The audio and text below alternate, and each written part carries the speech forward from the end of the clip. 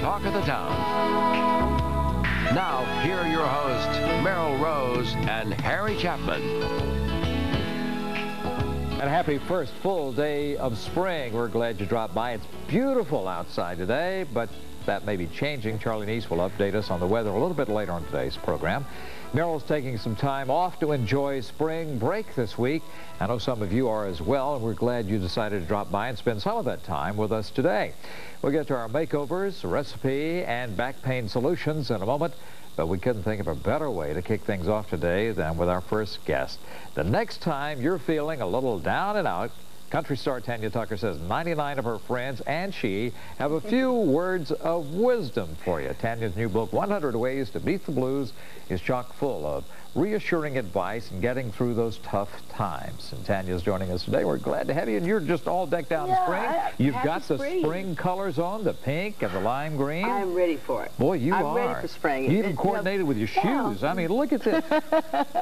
How did you do that? I can't get up that high. That's incredible. Oh, gosh, yeah, it's great. We've been waiting for spring. It's time. I'm ready for it. Boy, me too. You know, spring just makes you feel better. It really does. You know, you're out. It's rejuvenating. That's one way to beat the blues. Just have the weather change, isn't it? Well, that's true. Now, if you can get something. Tell me about this. Why did you want to do a book about beating the blues?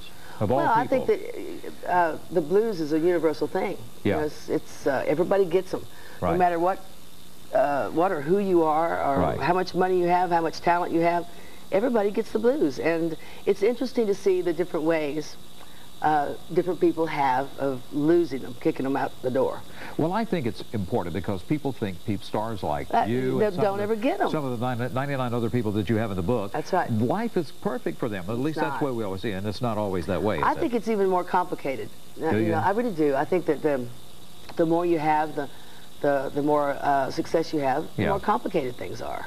Yeah. And it's true. I mean, so I guess you should feel sorry for the big name stars, because they have a lot of woes that you don't have. You know? A lot going on, and you've got people. I mean, all kinds of stars that have contributed to this. Tell me, I'm pretty versatile kind of person, as you know. You are. And I like people from all walks of life. Right. And I have friends that are from all walks of life. I've often said that if I put all my friends in one room, they'd probably kill each other because they're so totally different. Yeah. You know, we have sports figures, we have entertainers, writers, poets, even a stunt man, a friend of mine who does Kevin Costner's films. Wow. Doubles for him. I asked him how he loses the blues. This is a guy that dodges danger every time he gets in front of the camera. He says he rides his bicycle. And so, you know, there's a lot of strange answers. There's some funny answers. There's some serious answers. Now, Christopherson, we were talking before you came in, has a funny answer how he beats the blues, right? Look in there. Shut up. They usually beat him, right? Yeah, well, that's the one where, yeah, that's right. Because some of them, it's been so long since I've read them. Sure, absolutely. I mean, there's 100 of them. And a lot of times, I mean, like the one I remember most is, I called Little Richard, and I said, how do you beat the blues, Little Richard? And he said, well, I always say, the grass may be greener on the other side, but it's still just as hard to cut. I love that. I go, thank you very much. Goodbye.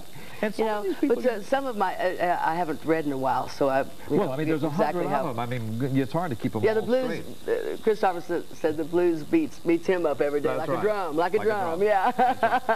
But you've got so many other people in there. I mean, the late Jerry Orbach, who was just one of our favorite, and I was so glad to get him. Yeah, and it's so nice that you have these people that are willing to talk to you and share these with you. It's true. You know, I mean, most everybody I contacted, I emailed and faxed. You know, that's a real internet. Right, friendly world. Yeah, and I talked to very few people, actually. Yeah. And there was only a couple of people that decided not to do it. But we're hoping that it'll be so successful that hopefully we'll have a sequel. Well, I think so, too. Because you know what? I didn't get how do you beat the blues? How do I beat the blues? I don't know. I'm more like Christopherson. I think they beat me up like a drum, You got to do something, though, that makes you...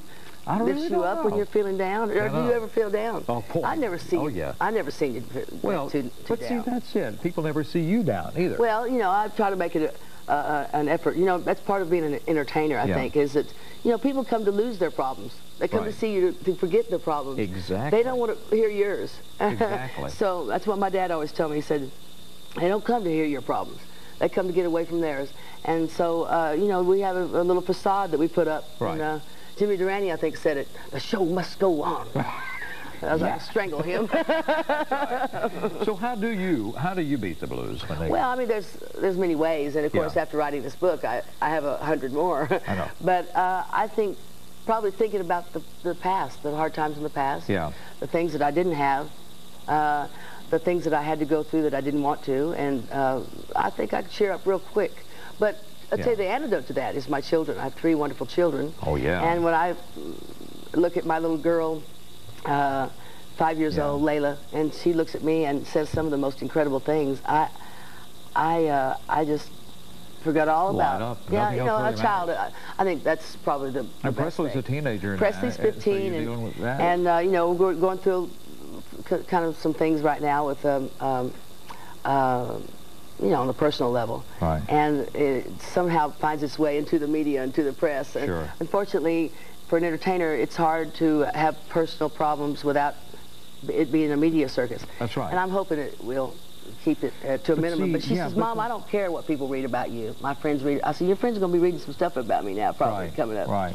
And I said, what do you think about that? And she says, Mom, when it comes to my mother, my friends don't matter. it's my mother's number one. That's sweet. And when you hear your daughter say that, it's like, I don't have no blues. You know, what do I have to be blue about? Because you've had to deal with this since you were 13 years old. I mean, from the time you were a kid, I mean, you've dealt with things. Sort of the fishbowl You have been syndrome. there. You have been there. And I've gotten used to living in the limelight, but most everything I do is you know, on a. I get upset now if it's not on the cover. That's the only thing that makes me mad. What do you mean, page 5? What do you mean the 3rd page? I don't want that cover. If I'm going to screw up, I want everybody to know about it. This will be a great help for a lot of people. I think, I think so too. I never considered it being a self-help book, but I think it probably would be under that category. I think it is a self-help because I tell you what, I mean, from former President Bush, Barbara Bush, Gretchen Wilson, Charles Barkley, Garth Brooks, Moore, Willie Nelson, Winona Judd, just tons of people. And everyone's different too. That's what's amazing. Absolutely. They're all different. And I want to remind everybody that you're going to be signing copies of your book this evening at 6 o'clock at the Barnes & Noble in Brentwood. Then tomorrow evening, you'll be at Walmart in Lebanon Pike. Out in Hermitage, you can call our hotline or visit our website if you'd like more information. I was in Costco yesterday. There must have been 1 million of them there. People lining up to buy them yesterday in Costco. Oh, that's great. Well, I'm the Walmart woman, so I'm telling you what, they come out to Walmart. I'll probably catch me shopping. In between shopping, I'll decide some autographs. Well, keep your seat right now. I want to tell everybody that 2 people who could probably use a copy of Tanya's book right now are the 2 people who got voted off Survivor last week, Angie and Willard. That was a night that was filled with twists.